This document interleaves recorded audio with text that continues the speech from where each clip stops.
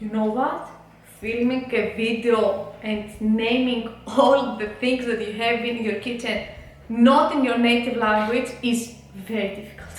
Hello everybody and welcome back to my channel. Another room in the house is ready, and as you can tell from the title of this video and the background, I'm talking about the kitchen. For those of you who are new in here, hello, my name is Joanna, and after 3 years of searching, last May we finally found the perfect house for us and we were able to rent it. It took a while to finish the kitchen, but I'm very happy with the results. And today I will share with you how we organize everything. The house was empty apart from the kitchen that was fully equipped with fridge and refrigerator, which is behind me, dishwasher, stove and an oven. The dishwasher and the oven are a huge upgrade from the previous house, because on the previous house we didn't have a dishwasher and we had a mini oven that we bought. So we were very happy that this house was fully equipped. So I will show you everything that the house already had and what we bought and how we organize it. So let's start. I organized the kitchen multiple times, so I will show you how we placed the things once we came to the house. Notice that even after I organized it, it wasn't that organized as I wanted it to be. So I got some boxes and some extra organizing baskets to put stuff on it, and I will show you each one separately and tell you more about that.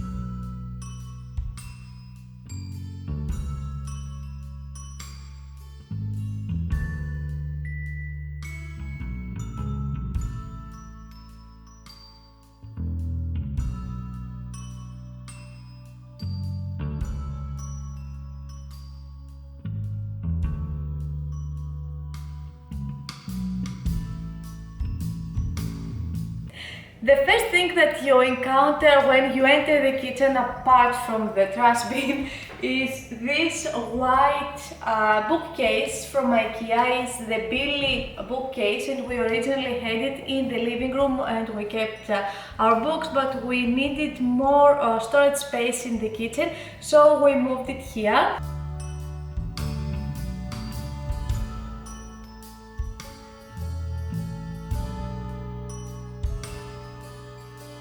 So this is the bookcase. So we already had the door, and as you can see, half of the part is transparent and you can see what's inside, and the other half is not. So you can hide stuff behind, and that's what we did. So as you can see, the first part that you can see from the glass is filled with cups and glasses. Everything here makes sense with my height, so we put the beer glasses on the top shelf because I don't drink beer that often, and once I do, I probably will drink it from the bottle directly. And if I want, I can reach like the first row. The second shelf has all the water glasses, and the other two has mugs and cups and things like that, because I wanted to have these in easy reach. That's all about the top half, and let's move now to the bottom half. As you can see, the first two hidden shelves are filled with tea. Alex drinks tea like a maniac, and we have a lot of different teas in this house. The first hidden shelf is with loose tea, and the other one is with tea bags from like different brands like Twinings and Lipton. This is not a very comfortable position to do a video, so I will be quick. And the third hidden shelf has all the spare things that we have in the house. And the bottom one is with all the spare spices, and also marmalades and some sauces that our parents made. And that's basically all about this cabinet. Next to the white cabinet is the first countertop, and here we keep the grill/toaster and also the kettle. The rest of the things that you will find in this countertop is the sink and also the stove, and that's everything that we have on this part. On the other side there is the second countertop and also the fridge and the refrigerator. So on this countertop, first we keep the KitchenAid. I adore it. It was a gift for my 30th birthday from Simos and Alex, my brother and my boyfriend, and I basically use it every time I bake anything. And next to that is the coffee machine. My brother Simos is the only person in this house that drinks coffee, and he bought an espresso machine. And then next to that we have some fruits and vegetables that we don't keep in the fridge. And on the corner we have salt, pepper and olive oils that we use regularly when we cook. So now let's move on to the drawers and the cabinets. Everything here I organized it in order to make sense when we do stuff. For example, the first drawer here in front of me has things that you can eat for breakfast, and also chocolates, sweets, my brother's coffee and things like that.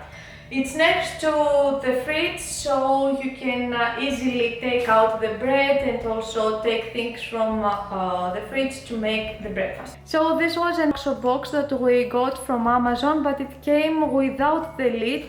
I didn't want to throw it away or recycle it or whatever, and I like to keep the chocolates inside here because you know, when you open a chocolate, then you might have little chocolate pieces go everywhere, and with this way everything goes on the box and you can clean it easier and you don't mess up the whole drawer. The drawer below that has all the things that you will need for dinner and maybe lunch. So here we keep the rice and the pasta and tomato sauces. You can see everything that we have in here, and it's also quite easy because you can use this countertop to prepare the dinner. And it's easy to take everything out. So on this drawer I wanted to have this round cork below the extra oils that we have, because here we keep all the oils that we don't use that often, but sometimes there is spilled oil on the outside of the bottle, and I didn't want to mess up with the drawers, so I put this round cork below that. The middle drawer has a cutlery, and I think that it's such a waste of space because this is quite deep as a drawer, and you don't need that deep of drawer to keep this kind of stuff, but it was already here, the plastic thing that you organize it, so we kept it here. The middle bottom has everything that you need for baking, and also Simos's other coffee maker.